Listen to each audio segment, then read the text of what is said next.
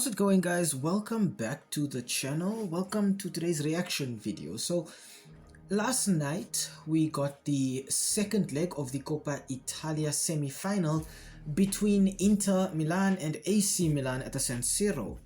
I think everybody did kind of expect it to be a feisty affair, a lot of aggression on the pitch, but also a lot of passion. Of course, AC Milan pretty much nowhere in the Serie A title race, out of European competition, having been knocked out of the Champions League. And then you have Inter, who are still playing for a European treble, competing for the Coppa Italia, competing for the Champions League, and tied at the top of the Serie A with Napoli. And basically what that means is that Simone Inzaghi's team is under pressure every single time they go out, whereas for Sergio Conceição's team, this was it. This was the match they needed to win. They could go out and lose pretty much every other match for the rest of the season. As long as they won this one and they win the final of the Coppa Italia, fans of AC Milan will be pretty happy because it does guarantee them some spot in Europe as well, and it does give them a bit of silverware. For Inter though, they I think needed to come to the conclusion that they have to compromise at some point. One of these trophies is not going to come to them this season, be it the Coppa Italia, the Serie A or the Champions League, and a decision had to be made. I think unfortunately Inzaghi didn't want to make that decision. We could see that with his attempt at squad rotation over the last few weeks, but I think also what happens is, as a coach, you have a very difficult job at this point because you want your players to still feel as though you believe in them, as though they can still compete, but you also know that for your fans, you have to show that you have enough ambition to target what is really important and to make those necessary sacrifices. I think unfortunately, because Inzaghi failed to make that decision in due time, it was made for him. And this was the result from last night's game. Inter Milan 0, AC Milan 3. Milan going through 4-1 on aggregate. I'm going to be showing people's names and such. Please do not harass anybody. Please do not attack anybody online or in person for their opinions or their comments. Let's just focus instead on our shared love for the game and getting our teams to a better place. I think here, starting off with the headline from Goal, US men's national teams Christian Pulisic and AC Milan advanced to Coppa Italia final after Luka Jovic's brilliant brace versus Inter Milan in semi-finals. Luka Jovic is the player who stole all the headlines last night. I don't think anybody really expected him to get much playing time as a centre forward at Milan. They've got Tammy Abraham and they've got Jimenez now as well. And I think Luka Jovic dropped quite a bit in the pecking order. The difference though is Luka Jovic is performing in that position. And last night he was fantastic. He was a guy who came into this match with, I think, maybe everybody questioning Conceição's decision there. But it was fantastic and it paid off so well. I think also there's a lot of other things to discuss in the match. But I think the next headline says it all. Germany star the lone bright spot in Inter Milan's 0-3 AC Milan derby disaster. Yes. I think it was only Bisek who was okay for Inter. And that is not because the Inter players didn't play or because they didn't try. Inter are tired right now. Competing on all fronts every single week is difficult. They haven't made their lives any easier with some of the matches where they've dropped points in the Serie A. They haven't made their lives any easier by drawing in that first leg of the semi-final. I think they in particular, had Inter gone out and won, say 2-0 or 3-0, again that's a stretch because they have struggled against Milan, but had they gone out there and come into the second leg with an advantage, you would have seen Inzaghi then perhaps be a little bit more flexible with his team. I think we could have seen perhaps DiMarco on the bench as well. We could have seen more of the midfielders and more of the defenders on the bench. But I think he was limited in what he could do because he still wanted to compete for this trophy as well. But I think also some of the choices that were made really showed that Inter don't really have the squad depth that is necessary. And I'd like to talk specifically about the wingbacks. Now, I think everybody knows that Inter's primary first choice left wing back and right wing back would be DiMarco on the left and then Dumfries on the right. Unfortunately, Dumfries is injured right now, so we saw more of Matteo Darmian. And when DiMarco is injured, we see more of Carlos Augusto. Now, Carlos Augusto and Matteo Darmian are good players in their own right.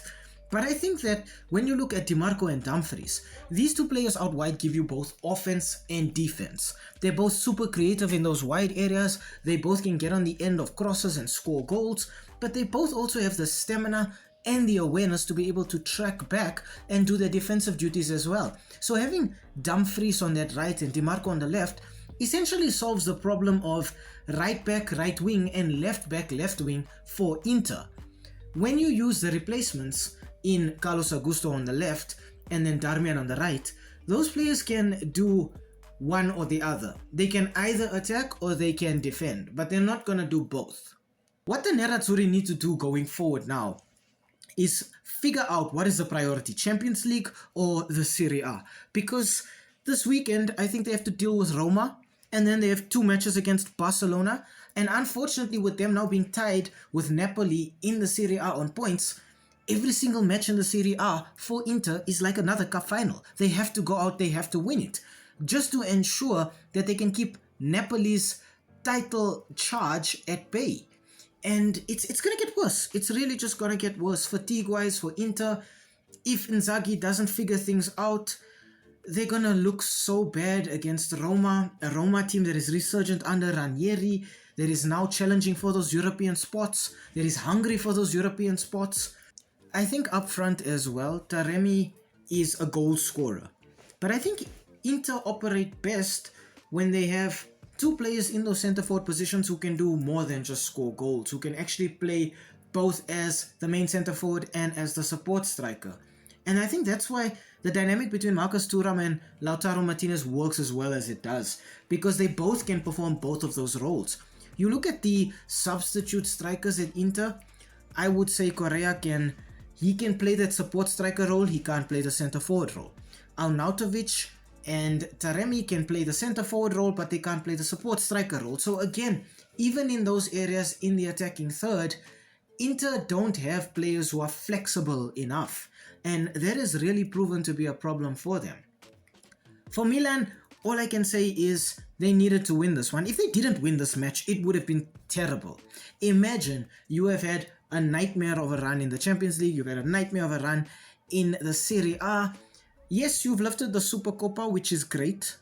We have to give Conceição credit for that. He came into this team, he gave them that fighting spirit that they lacked. But if they were knocked out of the Coppa Italia, I think it would have been a disastrous season for Milan, and this is definitely a positive for them. And I like to see this. I actually prefer it when there are different teams winning different competitions in all of the different leagues, because then I think every player is rewarded for their hard work. Yes, it's amazing when a team wins a double or a treble to show that consistency and that absolute dominance on all fronts. But like this, I think Conceição has done a good job at Milan, and I think he's been unjustly criticized in the build-up to this, and I think this shows that he has brought a lot to them, even if not everybody recognizes that. I was concerned when I saw Milan lining up not in a 4-2-3-1, but in a 3-4-3, and I was pleasantly surprised though. I did have concerns and reservations about how they were going to stay solid centrally, but they did it, and I think it also is a testament to just how physically and mentally aware all of those Rossoneri players were on the day, because it wasn't just a case of the defenders will defend, the midfield will midfield, and the attackers will attack.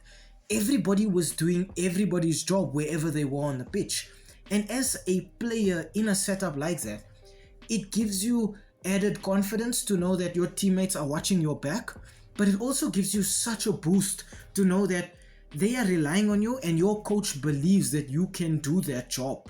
You can play multiple roles at once. And everybody for Milan last night did that fantastically well. The next person here says deserved win for Milan. Jovic is on fire, and what a save by Maignan, world class.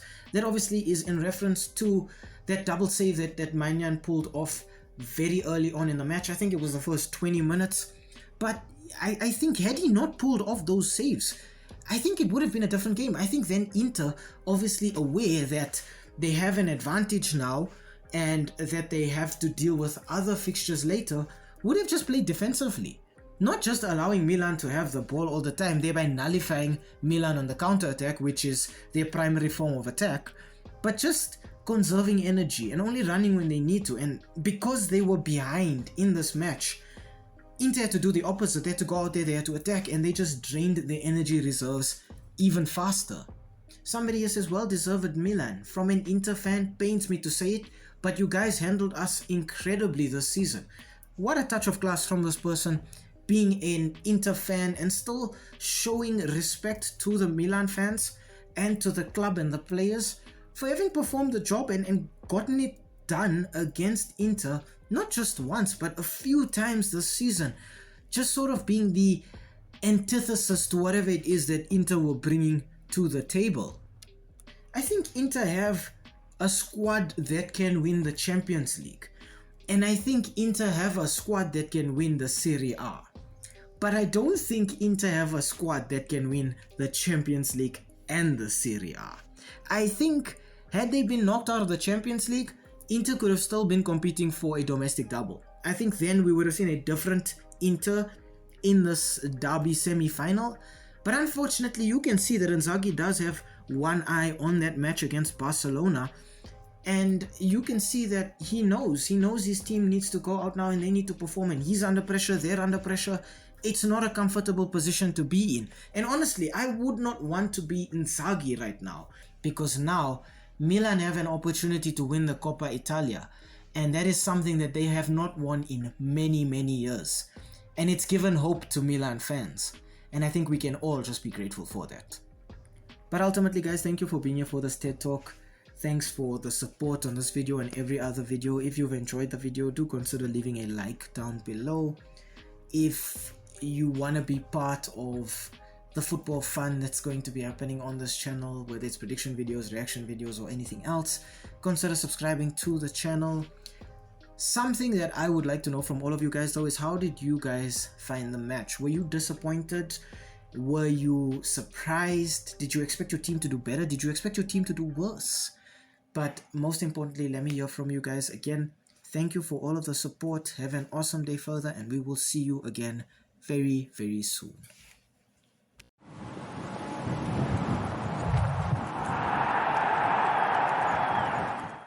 Hi, thank you for making it to the end of this video. We really appreciate the watch time and the fact that you took some time out of your day to spend it with us talking about the sport that we all love. If you enjoyed the content, why not, drop a like down below or comment in the comment section. Maybe even consider subscribing to the channel. And I mean, while you are here right now, have a look at some of our old videos too. They should be appearing on the screen right now, along with that subscribe button, so you know exactly what to do. Thank you so much, it really helps with the YouTube algorithm, and have a great day out there, and we hope to see you again very soon. Thanks, stay safe.